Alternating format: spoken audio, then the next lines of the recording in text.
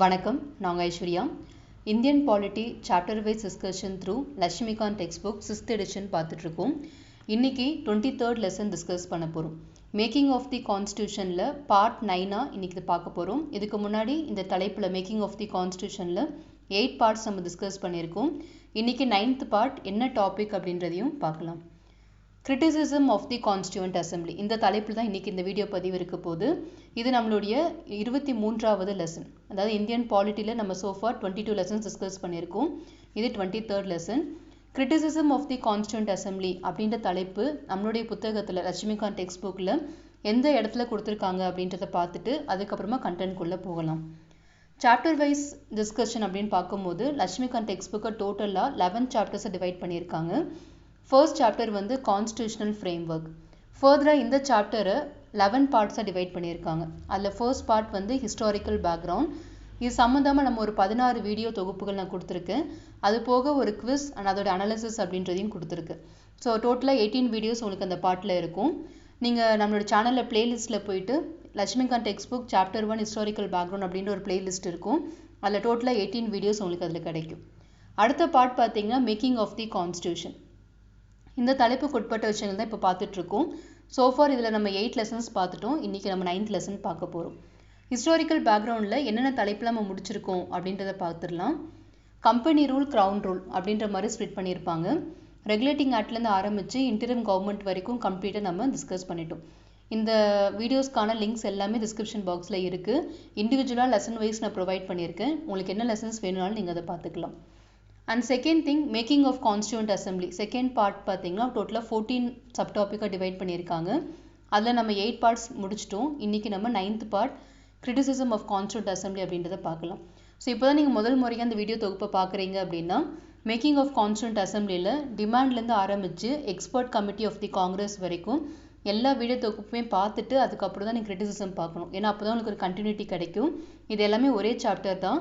In between நீங்கள் ஒரு topic பார்க்கும்போது உங்களுக்கு அது புரியாது. நம்ம ஆரம்பத்துலேருந்து கான்ஸ்டியூண்ட் அசம்பிளி எப்படி உருவாக்குனாங்க, அவங்களுடைய மெம்பர்ஸ் யார், அப்ஜெக்டிவ் ரெசல்யூஷன் என்ன, எக்ஸ்பர்ட் கமிட்டினா யார், எப்போ எனாக்ட் பண்ணாங்க, எப்போ என்ஃபோர்ஸ் பண்ணாங்க, எல்லாமே கிளியராக பார்த்துட்டோம்.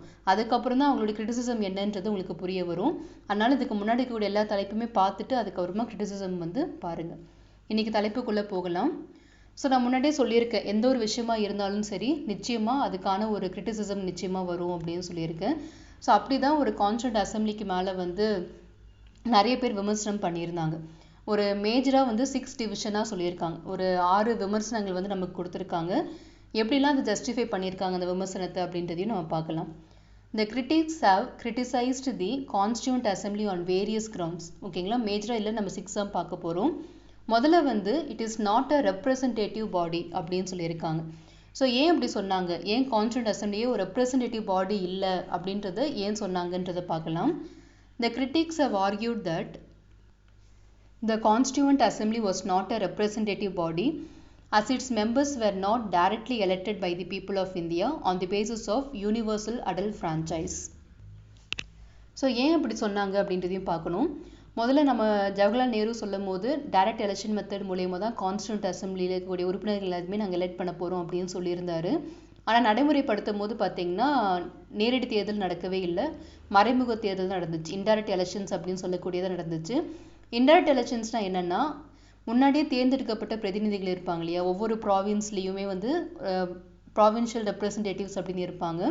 அவங்க எல்லாருமே சேர்ந்து ஓட் பண்ணி தான் கான்ஸ்டியூண்ட் அசம்பிளியோட மெம்பர்ஸ் எல்லாத்தையுமே எலெக்ட் பண்ணாங்க. ஸோ மறைமுக தேர்தல் அப்படின்ற மாதிரி தான் நடந்துச்சு.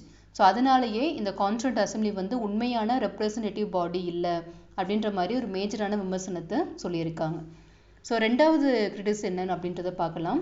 நாட் அ சாவரின் பாடி அப்படின்னு சொல்லியிருக்காங்க. ஸோ சாவரினிட்டி அப்படின்னா எல்லாருக்குமே தெரியும், முழுமையான சுதந்திரமான ஒரு அமைப்பு, இறையாண்மை பெற்ற அமைப்பு அப்படின்ற மாதிரி அர்த்தம். Not a sovereign body. So இந்த பாயிண்ட்டை எப்படி அவங்க ஜஸ்டிஃபை பண்ணியிருக்காங்கன்றதை பார்க்கலாம்.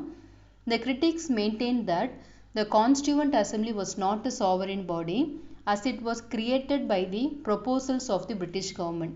பிரிட்டிஷ் அரசாங்கம் தான் உங்களுடைய இந்தியன் கான்ஸ்டியூஷனை உருவாக்குறதுக்கு நீங்கள் கான்ஸ்டியூண்ட் அசம்பிளியை உருவாக்கிக்கோங்க அப்படின்னு சொல்லி அது மூலியமாக தான் நம்ம ஃபார்மேஷன்ஸ் கொண்டு வந்தோம். ஸோ இப்படி ஒரு இன்னொரு அரசாங்கம் நமக்கு ஒரு பெர்மிஷன் கொடுத்து நம்ம ஒரு அமைப்பு அமைச்சதுனால இதை நீங்கள் சாவரின் பாடி, ஒரு இண்டிபெண்ட் பாடின்னு சொல்ல முடியாது அப்படின்ற மாதிரி விமர்சனம் பண்ணியிருக்காங்க. Further, they said that the assembly held its session with the permission of the British government. அதுக்கான செஷன்ஸ் எல்லாமே பிரிட்டிஷ் அரசாங்கத்திடமிருந்து அனுமதி பெற்றதுக்கு அப்புறம் தான் இவங்க நடத்திருக்காங்க அப்படின்றதுனால இதை நீங்கள் சுதந்திரமான அமைப்பு அப்படின்னு சொல்ல முடியாது அப்படின்னு சொல்லியிருக்காங்க.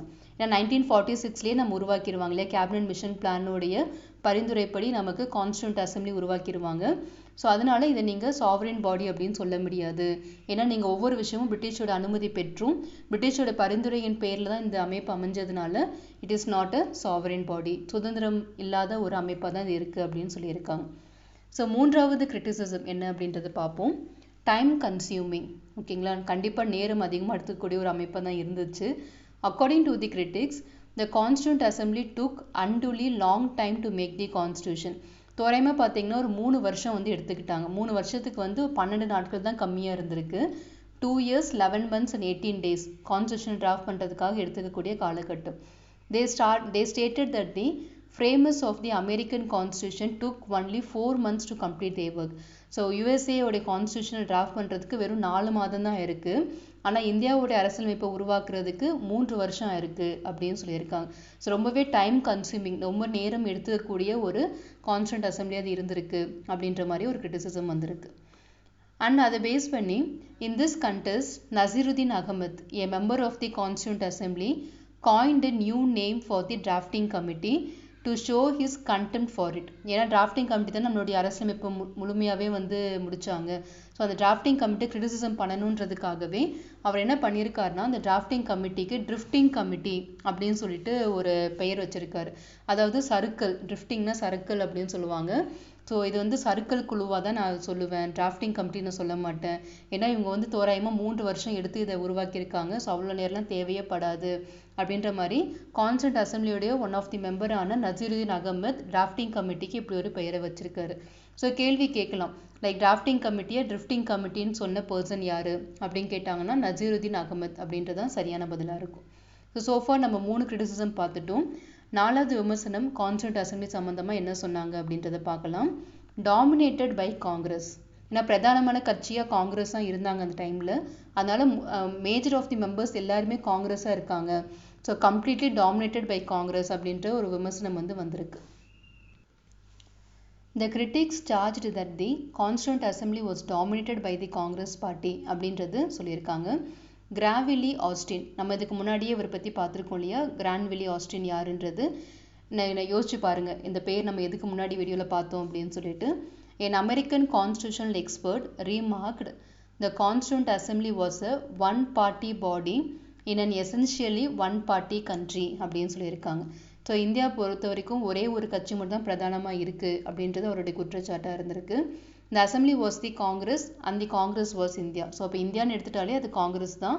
காங்கிரஸ்னால் அது இந்தியான்னு அர்த்தம். ஏன்னா அவங்க தான் பெரும்பான்மையாக இருக்காங்க அப்படின்றனால இந்த கான்ஸ்டியூண்ட் அசம்பிளி, அரசியலமைப்பு நிர்ணய மன்றம் அப்படின்னு சொல்லக்கூடியது முழுக்கவே காங்கிரஸால் டாமினேட் பண்ணப்பட்ட ஒரு அமைப்பாக இருக்குது அப்படின்ற மாதிரி குற்றச்சாட்டை சொல்லியிருக்காங்க. ஸோ 5வது விமர்சனம் என்ன வந்திருக்கு அப்படின்னு பார்ப்போம். லாயர் பொலிட்டிஷியன் டாமினேஷன் அப்படின்றது என்னென்னு பார்த்தீங்கன்னா அங்கே இருக்கக்கூடிய மெம்பர்ஸ் எல்லாருமே அவங்களுடைய குவாலிஃபிகேஷன் நீங்கள் எடுத்து பார்த்தீங்கன்னா பேரிஸ்டராக தான் இருப்பாங்க. ஸோ லா படித்தவங்கள தான் இருப்பாங்க. ஸோ லாயர் பொலிட்டிஷியன் டாமினேஷன்ஸ் பெரும்பாலும் அவங்க தான் இருந்தாங்க.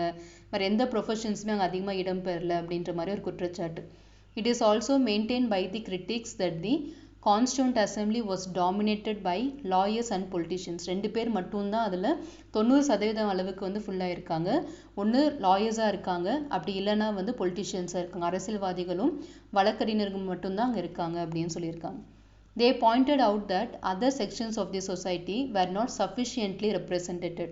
ஸோ எல்லாருமே எல்லா சமுதாயத்தை சார்ந்த எல்லா துறையும் சார்ந்த நபர்களும் இருக்கணும் இல்லையா, அப்படி யாருமே இல்லாமல் மேஜராக இந்த 2 பிரிவை சேர்ந்தவங்க மட்டும்தான் அதில் இருந்திருக்காங்க.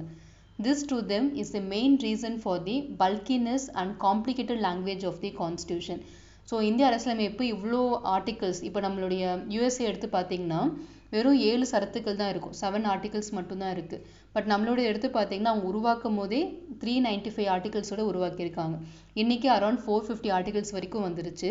ஸோ அந்தளவுக்கு ஒரு பல்கினஸை உருவாக்கி தந்ததும் சரி, லாங்குவேஜ் எல்லாமே கொஞ்சம் காம்ப்ளிகேட்டடாக, அதாவது சாதாரண மக்களுக்கு வந்து டேரெக்டாக புரியாத அளவுக்கு படித்தவங்களால் மட்டுமே புரிஞ்சிக்கக்கூடிய அளவுக்கு ஒரு காம்ப்ளிகேட்டட் லாங்குவேஜில் எழுதுனது ரீசன் என்னன்னு பார்த்தீங்கன்னா இந்த லாயர்ஸ் அண்ட் பொலிட்டிஷியன்ஸ் மட்டும் அதில் இருந்ததுனால மேக்ஸிமம் அந்த லாங்குவேஜஸ்லாம் அமைஞ்சிருக்கு அப்படின்னு சொல்லியிருக்காங்க. நிறைய டெக்னிக்கல் டேர்ம்ஸ்லாம் பயன்படுத்தியிருக்காங்க அப்படின்ற மாதிரி சொல்லியிருக்காங்க.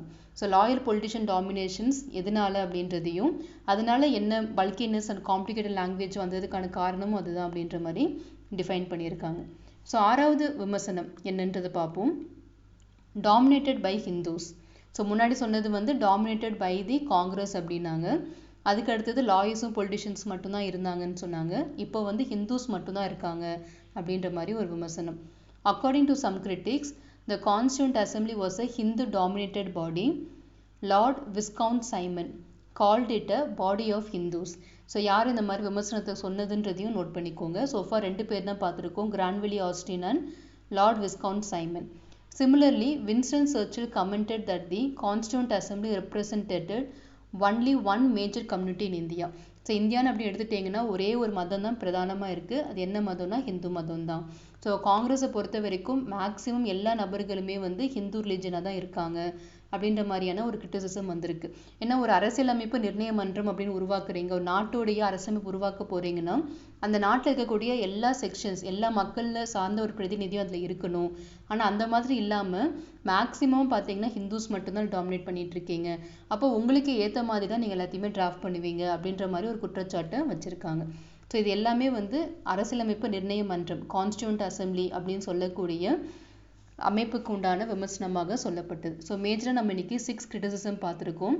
என்னன்னு பார்த்தீங்கன்னா முதல்ல அவங்க என்ன சொன்னாங்கன்னா இது வந்து ஒரு ரெப்ரஸன்டேட்டிவ் பாடி இல்லை அப்படின்னு சொல்லிட்டாங்க. எதனால்னா நீங்கள் நேரடி தேர்தல் மூலயமா வராமல் மறைமுக தேர்தல் மூலயமா மெம்பர்ஸ் எல்லாமே எலெக்ட் ஆனதுனால இது ரெப்ரஸன்டேட்டிவ் பாடின்னு சொல்ல முடியாது அப்படின்னு சொல்லிட்டாங்க. அடுத்தது சாவரின் பாடி இல்லை, ஏன்னா பிரிட்டிஷ் கவர்மெண்ட் தான் உங்களுக்கு எல்லா பெர்மிஷன்ஸ் கொடுத்து அவங்க மூலயமா நம்மளுடைய அரசியலமைப்பு நிர்ணய மன்றத்தை உருவாக்குனதுனால இது சுதந்திரமான அமைப்புன்னு சொல்ல முடியாது அப்படின்னு சொல்லியாச்சு. அடுத்தது ரொம்ப டைம் எடுத்து நீங்கள் பண்ணியிருக்கீங்க. யூஎஸ்ஏ கான்ஸ்டியூஷன்ஸ் எல்லாமே 4 monthsல முடிச்சிட்டாங்க. ஆனால் நீங்கள் பார்த்தீங்கன்னா ஒரு 3 வருஷம் டைம் எடுத்திருக்கீங்க. ரொம்பவே டைம் கன்சியூமிங்காக இருந்திருக்கு அப்படின்றது 3வது குற்றச்சாட்டு. அண்ட் அடுத்தது பார்த்தீங்கன்னா லைக் ட்ரிஃப்டிங் கமிட்டி அப்படின்ற மாதிரி நசருதீன் அகமத் அப்படின்ற ஒரு மெம்பர் விமர்சனம் பண்ணியிருக்காரு, ஏன்னா அதிகமாக டைம் எடுத்து பண்ணதுனால. அண்ட் அடுத்தது டாமினேட்டட் பை காங்கிரஸ் அப்படின்னு சொன்னாங்க. என்னென்னா வந்து மேக்ஸிமம் எல்லா நபர்களுமே வந்து பொலிட்டிக்கல் பார்ட்டியை சேர்ந்தவங்கள பார்க்கும்போது எல்லாருமே காங்கிரஸ் பர்சன்ஸாக தான் இருக்காங்க அப்படின்றது ஒரு குற்றச்சாட்டு. கிரான்வில்லி ஆஸ்டின் என்ன சொல்லியிருக்காருன்னா இந்தியானா அது காங்கிரஸ், காங்கிரஸ்னா இந்தியா அப்படின்ற மாதிரி டிஃபைன் பண்ணியிருக்காரு. அடுத்தது மேஜராக இதில் லாயர்ஸும் பொலிட்டிஷியன்ஸ் மட்டும்தான் இருந்திருக்கீங்க. அதனால தான் இந்த கான்ஸ்டியூஷன் இவ்வளோ அளவுக்கு ரொம்ப பெருசாகவும் அதே நேரத்தில் லாங்குவேஜ் எல்லாமே ரொம்ப காம்ப்ளிகேட்டடாக இருக்கிறதுக்கும் காரணமாக அமைஞ்சிருக்கு அப்படின்றதையும் சொல்லியிருக்காங்க. அடுத்தது dominated by the Hindus. So இந்த இந்திய நாட்டில் பிரதானமான ஒரு மதம் என்னன்னு பார்த்தீங்கன்னா ஹிந்து தான். அதனால் வந்து உங்களுடைய கான்ஸ்டியூஷன் அமைப்பு அதாவது கான்ஸ்டியூண்ட் அசம்பிளிலும் பார்த்தீங்கன்னா மேஜராக எல்லா மெம்பர்ஸுமே ஹிந்துஸாக தான் இருக்கீங்க அப்படின்ற மாதிரி ஒரு குற்றச்சாட்டு வந்திருக்கு. வின்ஸ்டன் சர்ச்சில் என்ன சொல்லியிருக்காருன்னா இந்தியா பொறுத்த வரைக்கும் ஒரே ஒரு கம்யூனிட்டி தான் மேஜராக இருக்குது, அது என்னன்னு பார்த்தீங்கன்னா ஹிந்து அப்படின்ற மாதிரி சொல்லியிருக்காரு. ஸோ நம்ம இன்னைக்கு constituent assembly making of the கான்ஸ்டியூஷனில் 9th பார்ட் அப்படின்னு சொல்லக்கூடிய கிரிட்டிசிசம் ஆஃப் கான்ஸ்டியூண்ட் அசம்பிளி கிளியராக பார்த்துட்டோம். ஸோ நமக்கு இன்னும் ஒரு 3 வீடியோ தொகுப்பில் இருக்கும், அது எல்லாமே நம்ம கிளியராக பார்க்கலாம். இந்த வீடியோ சம்மந்தமாக உங்களுக்கு ஏதாவது சந்தேகம் இருந்துச்சுன்னா கமெண்ட் பாக்ஸில் தெரிவிங்க, நான் கிளாரிஃபை பண்ணி கொடுக்குறேன். தொடர்ச்சியாக எல்லா வீடியோஸுமே பாருங்கள். நிச்சயமாக பாலிட்டி அப்படின்றது வந்து எல்லா தேர்வுக்குமே ரொம்பவே அடிப்படையான ஒரு விஷயம். அது மட்டும் இல்லாமல் நிர்வாகம் சார்ந்த இடத்துக்கு நம்ம போகும்போது தெளிவான கண்ணோட்டம் இருந்தால் மட்டும்தான் நம்மளால் நிர்வாகம் பண்ண முடியும். தேர்வுக்காக அப்படின்னு படிக்காமல் நிர்வாக ரீதியாகவும் படிங்க, அதை நடைமுறைப்படுத்தி பாருங்கள். இன்றைக்கி அரசியலமைப்பு இருக்கக்கூடிய விஷயங்கள், அரசியல் இருக்கக்கூடிய லைக் கரண்ட் அஃபேர்ஸ்லாம் படிப்போம் இல்லையா, அதில் எல்லாத்தையுமே ரிலேட் பண்ணி பார்க்கும்போது நிச்சயமாக உங்களுக்கு எல்லாமே புரிய வரும். அண்ட் உங்களுக்கு ஏதாவது சந்தேகம் இருந்தாலும் நீங்கள் கேட்கலாம், நான் நிச்சயமாக அதை கிளாரிஃபை பண்ணி கொடுக்குறேன். அடுத்த வீடியோ தொகுப்பில் பார்க்கலாம். லட்சியங்கள் வெற்றியடைய வாழ்த்துக்கள். படிப்போம், பகிர்வோம், வெற்றி அடைவோம். Let's crack it. நன்றிகள்.